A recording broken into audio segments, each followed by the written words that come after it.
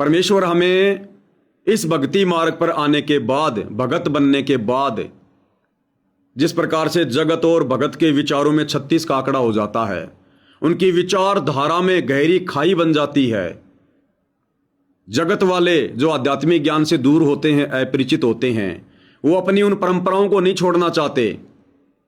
और सतगुरु के भगत जो ज्ञान आधार से दृढ़ हो जाते हैं, अध्यात्म से परिचित हो जाते हैं, वो फिर समाज की उन परंपराओं में फंसना नहीं चाहते, जिस कारण से दोनों में आपस में विरोध होना स्वाभाविक है।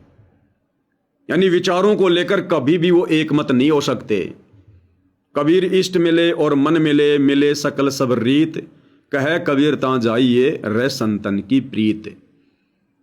तो गुरुदेव भगवान भक्तों को आदेशित कर रहे हैं कि जब तुम इस भक्ति मार्ग पर आ जाओगे और यदि मर्यादा में रह के भक्ति करोगे, देखो जो भगत उपदेशी भी है और यदि मर्यादाओं को हल्के में ले रहा है, तो उस भगत की ओर से जगत वालों को कोई परेशानी नहीं होगी, उसके रिश्तेदारों को, यार दोस्तों को कोई दिक्कत नहीं होगी, क्योंकि मर्यादा में वो रहता नहीं, समाज की सारी परंपरा निभाएगा, लोगों के साथ में फालतू में उठना बैठना, मटर गश्ती करना, उस भगत के साथ में जगत हिलमिल के रहेगा। ये पहचान होती है। यदि भक्ति लेने के बाद ये वाली भक्ति, सत भक्ति, सतगुरु रामपाल जी वाली, यदि फिर भी समाज में आपके अच्छे रिश्ते हैं, बढ़िया संपर्क हैं, लोग आपसे बढ़िया हिलना मिलना जुलना बैठना, आपकी तारीफ करना, प्रशंसा करना, तो समझ लीजिए आप जी भक्ति के निकट नहीं है। भले आप भक्ति कर रहे हैं, अपने आप को भगत कह रहे हैं, लेकिन आपकी मर्यादा नहीं है, आप दृढ़ नहीं है, आप संघर्ष नहीं कर रहे। अन्यथा सतगुरु रामपाल जी ने भगत का और जगत का 36 का आंकड़ा बताया।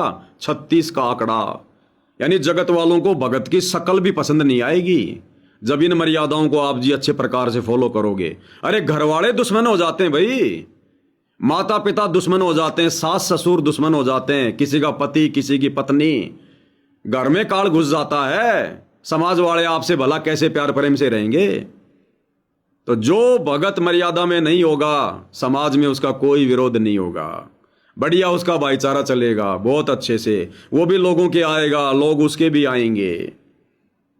तो गुरुदेव भगवान हमें यहां पर निर्देशित कर रहे हैं कि आपने अपने रिश्तेदारों के साथ में, अपने परिवारजनों के साथ में प्यार प्रेम से रहना है।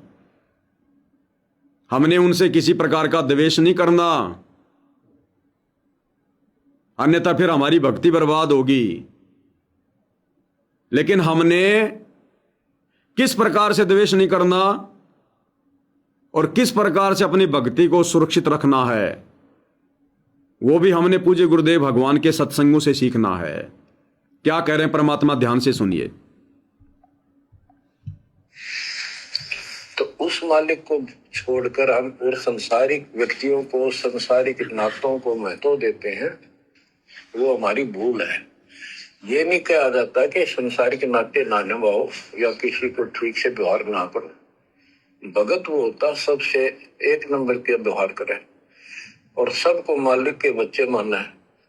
संसारिक जो संस्कार जाते तो हम निभा सकते हैं, जो हैं उनको जरूर निभावे। रिश्तेदारी है, चाचे ताऊ है, मामा बुआ फूफे हैं, सबको प्यार दो, सम्मान दो, और नहीं तो फिर आपका अंतःकरण खराब हो जाएगा। किसी को राग द्वेष, किसी को छोटा बड़ा समझोगे तो। क्या कह रहे हैं गुरुदेव भगवान? चाचा मामा फूफा रिश्तेदार सबको प्यार प्रेम से बोलो, सबको प्यार प्रेम दो, इज्जत दो, सम्मान दो। अगर ऐसा नहीं करोगे तो आपका अंतःकरण खराब हो जाएगा, आप में द्वेष आ जाएगा। बिल्कुल सही बात है। रिश्तेदार यदि हमारे घर पर आते हैं जो अनुपदेशी हैं, जो भगत होगा तो फिर तो भगत को कोई दिक्कत ही नहीं होगी, क्योंकि उनकी विचारधारा एक होगी, उनके नियम मर्यादा एक होगी, तो मर्यादा टूटेगी नहीं, उल्टा हमें आनंद आएगा उसके साथ परमात्मा की चर्चा करने में। यदि आप भगत हैं, आपके रिश्तेदार भगत नहीं हैं, तो हमने ध्यान रखना है, एक तो हमने पहले की तरह बार बार उनसे संपर्क नहीं करना। जैसे पहले हम लोग, क्योंकि भक्ति तो थी नहीं पहले, और था क्या, रिश्तेदारियां, यार दोस्त, आड़ोसी पाड़ोसी, टाइम पास और होगा कैसे। दिन में 4 बार रिश्तेदारों को फोन लगा देते थे, कभी ससुराल में, कभी पीहर में, कभी मामा के, कभी बुआ के, और जी कैसे हो, खाना बना लिया, पप्पू क्या कर रहा है, फलाना क्या कर रहा है, हैं, फूफा जी अभी काम से आए कि नहीं आए, यही बातें थी हमारी। तो अब उपदेश लेने के बाद में हमने उन फालतू की बातों को बिल्कुल बंद करना पड़ेगा। हमने रोजाना रिश्तेदारियों में फोन करना बंद करना पड़ेगा, अन्यथा भक्ति नहीं बनेगी, ध्यान आपका डाइवर्ट रहेगा। यदि आपको आवश्यकता है 10 दिन में, 20 दिन में, महीने में अगर कोई विशेष कार्य है तो आप जी कॉल करो, जाना जरूरी है जाके भी आ जाओ, कोई दिक्कत नहीं। बेवजह टाइम पास के लिए हमने बात बात पर फोन नहीं करने। तुमरा ही ज्ञाना तुमरा ही ध्याना, तुमरे तारन की प्रतीत सतगुरु तारेंगे। सतगुरु हमें कैसे तारेंगे? जब हम सतगुरु का ही ध्यान रखेंगे हमेशा। सतगुरु का ध्यान कैसे? सतगुरु का सत्संग सुनना, सतगुरु का ध्यान करना, सतगुरु का सुमरण करना, सतगुरु का ध्यान रखना, सतगुरु की 3 समय की आरती करना, सतगुरु में ध्यान रखना, सतगुरु की महिमा करना, सतगुरु में ध्यान रखना, अपने भगत भाई बहनों से ज्ञान चर्चा करना, सतगुरु में ध्यान रखना, या वैसे भी अपने गुरुदेव भगवान के विषय में कोई चिंतन मनन करना, सतगुरु में ध्यान रखना कि हे परमेश्वर, ये उपदेश लेने के बाद मैं केवल आप ही का ज्ञान सुनूंगा। कबीर कथा करो करतार की, सुनो कथा करतार, आन कथा सुनिए नहीं कहे कबीर विचार। कि हे गुरुदेव, आपसे उपदेश लेने के बाद मैं अन्य किसी के सत्संग नहीं सुनूंगा, अन्य किसी का ज्ञान नहीं सुनूंगा, और किसी का ध्यान भी नहीं करूंगा, ना किसी देवी देवता का, ना ब्रह्मा विष्णु महेश का, ना अपने रिश्तेदारों का, ना अपने यार दोस्तों का। जो विधि मुझे आपने बता दी है ज्ञान और ध्यान की, उसी हिसाब से मैं ज्ञान ग्रहण करूंगा और ध्यान लगाऊंगा। मैं पहले की तरह फालतू में टाइम पास नहीं करूंगा, अटकेलियां नहीं करूंगा। यदि हमारे घर पर कोई आ जाता है, रिश्तेदार आ जाता है, या आड़ोसी पाड़ोसी आ जाते हैं, देखो जिस दिन हम उपदेश ले लेंगे ना, कुछ दिनों के बाद में वो आड़ोसी पाड़ोसी जो पहले फालतू में आया करते थे, बैठा करते थे, इधर उधर की बातें किया करते थे, यदि आप उनका सपोर्ट नहीं करोगे पहले की तरह, जैसे पहले तो हमें लगता था कि वो आ जाए तो टाइम पास हो जाए, उसकी निंदा, उसकी चुगली, उसने ऐसा कर दिया, उसने ऐसा कर दिया, सारा दिन अपने कर्म फोड़ते थे। ये निंदा चुगली करके हम अपने कर्म फोड़ते थे। अब यदि वो आएगा तो आपके साथ में बकवाद नहीं करेगा, किसी की निंदा चुगली नहीं करेगा। यदि आपने उसका सपोर्ट नहीं किया तो उसको पता चल जाएगा आपकी विचारधारा का, फिर वो आपसे ज्यादा मिलना जुलना पसंद नहीं करेगा, क्योंकि अब आप उसके मतलब के नहीं रहे। समय बच गया ना। कहते हैं सत्संग में कुतिया बली और शाकट भली ना मां, वह बैठी हरी चर्चा सुने और वह निंदा करने जा। सत्संग के अंदर गुरुदेव कहते हैं यदि कोई कुतिया भी आके बैठ गई ना, वो कुतिया उस मां से लाख गुना अच्छा है जो मां सत्संग नहीं सुनती और इधर और यहां वहां जाके लोगों की जो है वो चुगली करती है। सत्संग में कुतिया भली साकट भली ना मां, वह बैठी हरी चर्चा सुने। कौन? वो कुतिया। वह बैठी हरी चर्चा सुने और वह निंदा करने जा, वो मां जो नाम उपदेशी नहीं है, वो इधर उधर की बातें करेगी। तो हम भक्तों ने कितनी सावधानी बरतनी है। उस मां को भी परमात्मा ने साकट बताया जो मां इधर उधर की बातें करती है, निंदा चुगली करती है, अपनी समासों को जो बर्बाद कर रही है। यदि हमारा कोई यारा प्यारा, कोई रिश्तेदार, वैसे तो नाम उपदेश लेने के बाद जब हम उनसे ज्यादा बातचीत नहीं करेंगे, ज्यादा संपर्क नहीं करेंगे, फालतू में आना जाना जो है वो बंद कर देंगे, तो रिश्तेदार भी आना जाना बंद कर देंगे, फालतू में आपको फोन करना बंद कर देंगे। फिर भी यदि कोई रिश्तेदार आ जाता है, मिलने आ जाता है, वैसे कोई काम से आ जाता है, तो हमारा दुश्मन नहीं है। प्यार से अपने पास में बैठाओ, बढ़िया खाना खिलाओ, नाश्ता कराओ, लेकिन परमात्मा की चर्चा करो। अगर वो किसी काम से आया हो कि उसकी बातें सुनो, 2 मिनट 10 मिनट, इससे ज्यादा क्या, जो भी उसने बात कहनी होगी 10 मिनट में पूरी कर देगा, मतलब वाली बात है। उसके बाद आप उसको अपनी बातें सुनाने लग जाओ कि भाई आपने सृष्टि रचना सुनी है क्या, हमारे गुरुजी ऐसा ऐसा ज्ञान देते हैं, ये ज्ञान गंगा पुस्तक लेके जाना, साधना टीवी पे सत्संग आता है।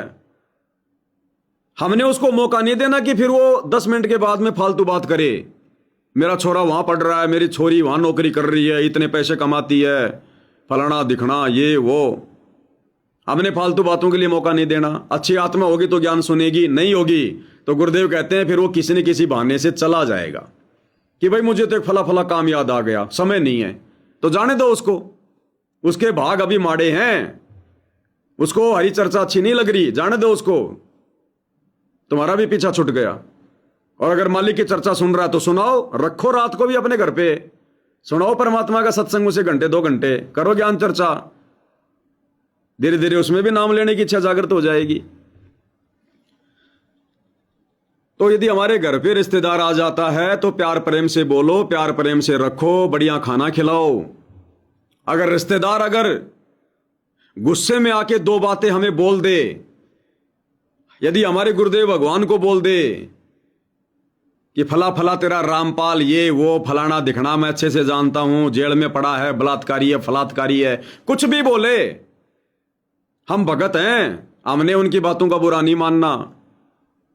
सतगुरु रामपाल जी पे अकेले हमारा अधिकार नहीं है। अगर हम उनके भगत बन गए तो वो रिश्तेदार भी उसी के बच्चे हैं, ये गधे कुत्ते सुअर भी उसी के बच्चे हैं।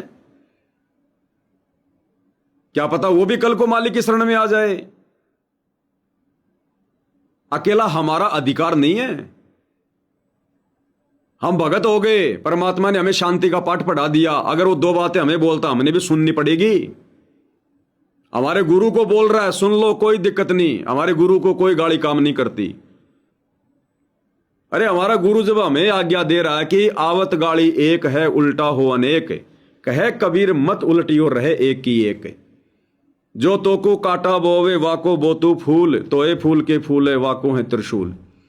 जब हमारे गुरुदेव हमें इस प्रकार की आज्ञा दे रहे हैं कि आपने उल्टा जवाब नहीं देना, अगर कोई थप्पड़ भी मार दे तो खा ले, तू भगत है, अपने स्वभाव का, अपने विचार का उसको परिचय दे। फिर गुरु के गाली कहां लगेगी? चाहे लाख गाली दो गुरु को गाली काम नहीं करती। एक सत्संग में क्या बताया परमात्मा ने, आपने किसी के नाम पर कोई लेटर लिख के भेज दिया, लेटर बॉक्स में डाल दिया, डाकघर में जाके आपने दे दिया, और किसी कारण से यदि वो एड्रेस गलत हुआ, वो लेटर वापस कहां आएगा? आप ही के पास आएगा, भेजने वाले के पास आएगा कि साहब उसने आपका लेटर स्वीकार नहीं किया। भेजने वाले के पास वापस लेटर आ जाएगा, डाकिया फोन कर देगा, साहब आपकी चिट्ठी वापस आ गई। तो गुरुदेव ने बताया बच्चों, इसी प्रकार यदि तुम्हें कोई गाली दे रहा है और यदि तुमने उसकी गाली को स्वीकार नहीं किया, यानी तुमने उसकी गाली को अपने दिल पे नहीं लिया, यदि तुमने उसको उल्टी गाली नहीं दी, तो वो गाली वापस उसी के पास जाएगी। अगर वो मां की गाली निकाल रहा है तो उसी की मां पे जाएगी, बहन की निकाल रहा है उसी की बहन पे जाएगी, क्योंकि तुमने उसकी चिट्ठी को लिया ही नहीं, स्वीकार ही नहीं किया, वो रॉन्ग एड्रेस था। गाड़ी हमारे क्या काम की? ना हम उसका कोई विरोध करेंगे, कुछ नहीं, ठीक है भाई तेरी नहीं समझ में आ रही तो अच्छी बात है, जाओ भाई आप, वो उल्टी उसी के पास जाएगी।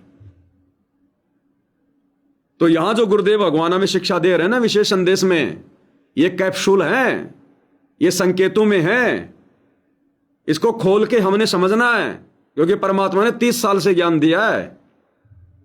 हर चीज को गुरु भगवान खोल खोल के नहीं बताएंगे। अब तो हमने अपने रिश्तेदारों से एक तो फालतू में ना आना है, ना जाना है, ना मिलना है। महीने में 1.5 महीने में कभी कभार बात कर लो, यदि करने की इच्छा है तो। रोजाना क्या बात करोगे भाई तुम? उनके पास में कोई भक्ति तो है नहीं, वो भगत तो है ही नहीं, वो तुम्हें वापस तुम्हें क्या बात बताएंगे और क्या बात करोगे तुम? हाँ जी बाल बच्चे सब ठीक हैं, गेहूं ठीक है, सरसों ठीक है, अब हमारे क्या काम की ये बातें?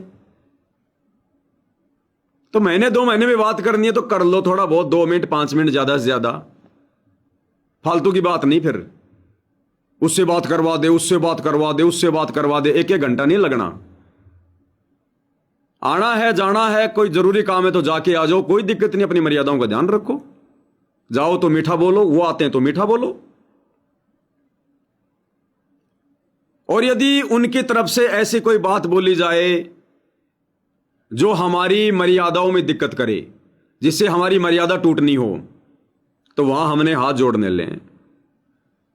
रिश्तेदार आ गए साहब, फूफा जी आ गए, ओ हो फूफा जी बड़े दिनों बाद आए, 2 साल हो गई। और फूफा जी आया सवामणि का निमंत्रण लेके। सवामणि हनुमान जी की, माता जी की सवामणि करते हैं, चूरमा बनाते हैं, जागरण वगैरह। और फूफा जी आ गया माता जी के जागरण का कार्ड लेके कि बेटा तुमने तो आना ही आना पड़ेगा जागरण में। हाँ भी नहीं भरनी है, हाँ भर ली तो समर्थन हो गया, वो जाना ही हो गया। फूफा जी से हाथ जोड़ के प्रार्थना करो, फूफा जी आपको तो पता ही है मैं सतगुरु रामपाल जी का भगत हूं, और हमारे भक्ति मार्ग में देखो हम केवल एक परमात्मा की पूजा करते हैं। आप जिनका जागरण करवा रहे हो वो भी उसी परमात्मा के बच्चे हैं। हम एक परमपिता परमात्मा कबीर भगवान की भक्ति करते हैं, हम आन उपासना नहीं करते। पूर्ण परमात्मा की भक्ति में सबकी भक्ति आ जाती है। एक कै साधे सब सदे, सब साधे सब जाए, माली सिंचे मूल को फले फुले अगाए। अगर उसका इंटरेस्ट है तो उसको गीता में दिखाओ। सारे ज्ञान गंगा रखी तुम्हारे घर पर, गीता ज्ञान अमृत रखी तुम्हारे घर पर, सत्संग है गुरु जी के। और यदि वो नहीं सुनना चाहता है तो ना सुने, ना सुने। हाथ जोड़ लो फूफा जी, हम नहीं आ सकते। बाकी हमारी तरफ से कोई राग द्वेष नहीं है, कोई दुश्मनी नहीं है, लेकिन देखो ये हमारी मर्यादाओं के बीच में आ रहा है। हमारे गुरुदेव का आदेश नहीं है, हम नहीं जा सकते। बाकी आपका मोस्ट वेलकम है, कभी भी आओ, कभी भी जाओ। हाँ वैसे कभी कोई काम हुआ तो जरूर आएंगे, अगर कभी उधर आना हुआ तो मिलने भी आएंगे। ऐसा कह के खत्म बात। अब फूफा चाहे 2 बात, चाहे वो प्यार प्रेम से बोल के चला जाए, चाहे वो गुस्से में बोल के चला जाए, हमें क्या फर्क पड़ेगा? हमारी सेहत पे क्या फर्क पड़ेगा? हम तो भगत हैं। मान अमान करो क्यों ना कोई, मम संत शरण जान जगत छोई। परमात्मा कहते हैं राख समझो संसार को, राख। भगत की सेहत पे कोई फर्क नहीं पड़ना चाहिए। हमने परमात्मा चाहिए, परमात्मा प्रसन्न करना है, बाकी दुश्मनी किसी से नहीं। तो ये समझाना चाह रहे हैं गुरुदेव भगवान हमें यहां पर। और यदि हम अपनी तरफ से लड़ाई झगड़ा रखेंगे, मनमुटाव करेंगे, गुरु जी ने थोड़ा बहुत को सुख दे दिया, बढ़िया मकान बन गया, कोई घर में नौकरी लग गई, ट्यूबवेल हो गई, एक आधा कोई प्लाट खरीद लिया, और फिर तुम अहंकार में फूले फिरोगे कि बस मैं ही हूं सब कुछ, रिश्तेदारों से भी मुंह मोड़ के चलोगे, तो फिर अंतःकरण खराब होगा, तो फिर राग द्वेष आएगा। और वैसे मर्यादाओं को बचाने के लिए रिश्तेदार चाहे हमसे कितना नाराज हो जाए, हमारे अंदर कोई द्वेष नहीं आएगा, कोई मैल उत्पन्न नहीं होगा, कोई अंतःकरण खराब नहीं होगा, क्योंकि हमने तो मर्यादाओं को प्रथम रखना है। अपनी तरफ से गलती करेंगे अहंकार में आके तो फिर सब कुछ खराब हो जाएगा, सब कुछ मैला हो जाएगा। ये कहना चाहते हैं पूज्य गुरुदेव भगवान। ध्यान से सुनो आप पूरे सत्संग को। तो उस मालिक को छोड़कर हम और संसारिक व्यक्तियों को, संसारिक नातों को महत्व देते हैं, वो हमारी भूल है। ये नहीं कहा जाता कि संसारिक नाते ना निभाओ या किसी को ठीक से व्यवहार ना करो। भगत वो होता सबसे 1 नंबर के व्यवहार करे और सबको मालिक के बच्चे माना है। संसारिक जो संस्कार जाते तो हम निभा सकते हैं, जो उनको जरूर निभावे। रिश्तेदारी है, चाचे ताऊ है, मामा बुआ फूफे हैं, सबको प्यार दो, सम्मान दो, और नहीं तो फिर आपका अंतःकरण खराब हो जाएगा। किसी को राग द्वेष, किसी को छोटा बड़ा समझोगे तो